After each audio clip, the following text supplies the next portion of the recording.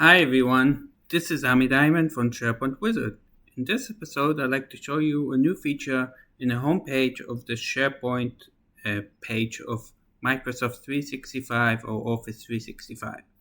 So, if I go to the 9 dots and I choose SharePoint, I will actually see this new preview, create, share, and track your pages from one single place. Now, if you don't see it, I'll show you in a second what how you can get to it, or it will roll out. Currently, what we see on the homepage is the sites we follow, the recent sites, and we see news from sites, and we can also see frequent sites. So if we click here on go to this page, go to pages, actually we will see a new page. Now, actually, you can see also there's some training that says create a pages just easier, and you can choose one of them, and then we'll see that you can follow up actually and see what pages were created, draft, or published. So what do we see here? First of all, we can see this create new site.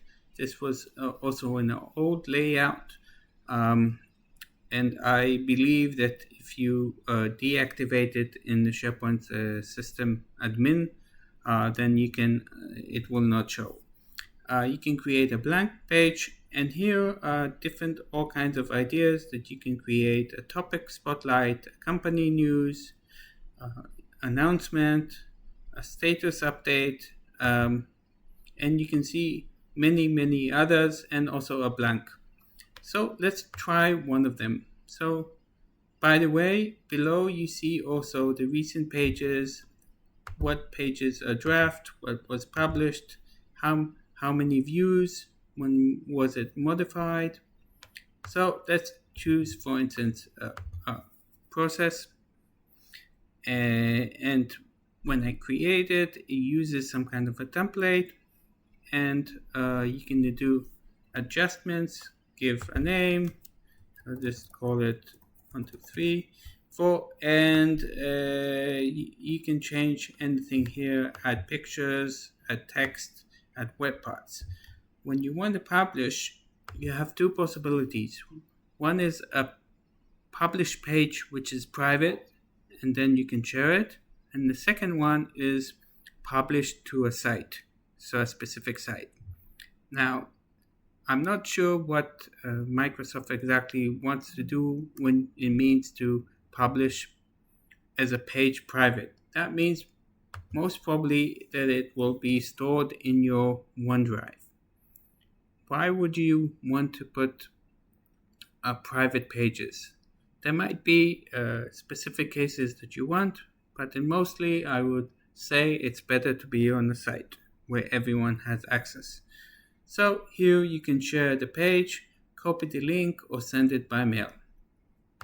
If you noticed, the page is now residing on my OneDrive, you see, and it's under site pages.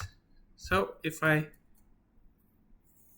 look at this, I will see here all of the pages that were actually published on my OneDrive, personal OneDrive. So you see I have site pages, and this is a page that was actually stored. So we have two possibilities. One is on your site pages of your OneDrive, which we never saw that ever.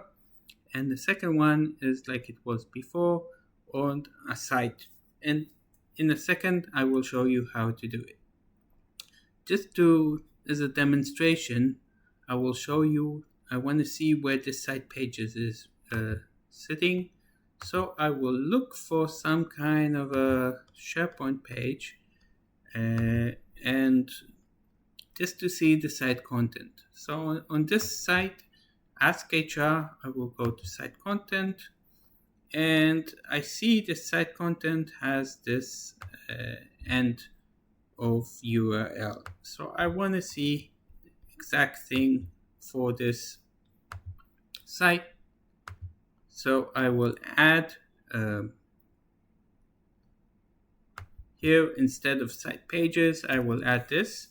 And now I see actually all of the things I have in OneDrive. One of them should be actually site pages. So I have a site pages, and this is actually the page. Okay, now I'm not sure why this is the intention, but definitely I think if we have a page that we want to create it directly from the site, or if we have created it, then let's publish it on the site if you have permissions. So this is page 222, and I will publish it to the site. I will ask which site I want to publish it. So let's say the A team. And now if I do this, it will be on the A team site. Now, if you see, it's now here. And if we look at the recent activities, we should see also this page that is stored, page 222.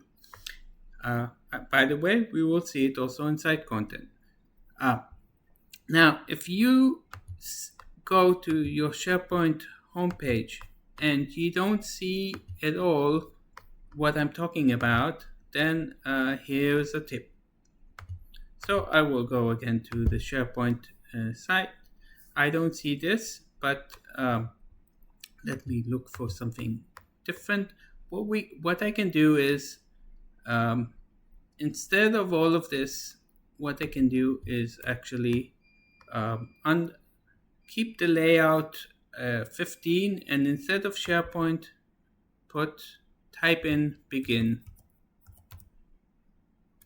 Sorry.